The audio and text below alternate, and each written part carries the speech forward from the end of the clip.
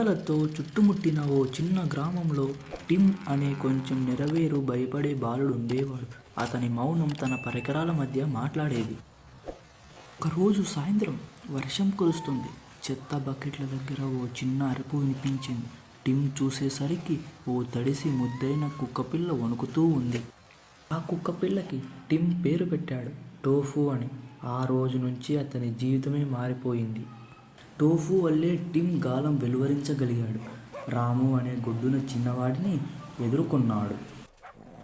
ప్రతి సాయంత్రం వాళ్ళిద్దరూ కొండపైకి వెళ్ళి మబ్బులలో తమ కలలని చూసేవారు. ఒకరోజు స్కూల్లో పెద్ద ప్రకటన వచ్చింది, ప్రాంత సైన్స్ ఫేర్ అని. టిమ్ కళ్ళు మెరిసిపోయాయి. టిమ్ ఓ ప్లానింగ్తో డ్రోన్ కార్డు తయారు చేశాడు. కానీ రాము ద్వేషంతో దాన్ని ధ్వంసం చేస్తాడు. ఆ రాత్రి డ్రోన్ ముక్కలై ఉన్నది. టిమ్ చూసి కుమిలిపోయాడు. ఇక చెయ్యలేను అన్నాడు తడిచిన కళ్ళతో. ఆ రాత్రి టిమ్ నిద్రలో ఉన్నప్పుడు టోఫు ఊర్లోకి పరిగెత్తి చెత్త మధ్య నుండి భాగాలు తెచ్చుకుంటూ తిరిగాడు. టోఫు మెలకువ చేశాడు.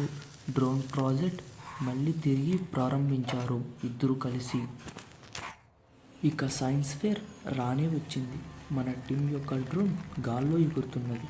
ప్రేక్షకులు చూసి చప్పట్లు కొట్టారు. నా మిత్రుడు నేను కలిసి చేసిన పని ఇది అన్నాడు టిమ్. అందరూ టోఫుని చూసి మెచ్చుకున్నారు. కానీ రాము మాత్రం వెళ్ళిపోతాడు. ఓ అంధకార రాత్రి తుఫాను వచ్చింది. వాళ్ళిద్దరూ ఇంటికి పరిగెత్తసాగారు. కానీ వాళ్ళు వెళ్ళేసరికి వాళ్ళ గుడిసె అయితే కూలిపోయి ఉంటుంది. ఆ గుడిసెలోని జ్ఞాపకాలు తలుచుకుంటూ ఇద్దరూ కంటతడి పెట్టుకుంటారు. టిమ్ టోఫు అక్కడి నుంచి ముందుకు సాగారు.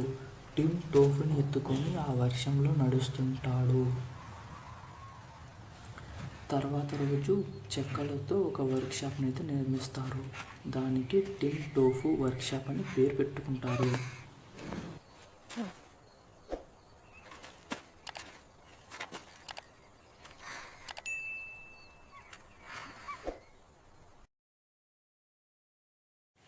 ఇలానే టిమ్ టోఫు స్నేహం కొనసాగాలని కోరుకుందాం. అలాగే ఫ్రెండ్షిప్ స్టోరీ మీకు నచ్చినట్టయితే please like, share and subscribe. త్వరలోనే ఇంకొక ఇంట్రెస్టింగ్ స్టోరీతో కలుద్దాం. అప్పటి వరకు టేక్ కేర్. Bye bye.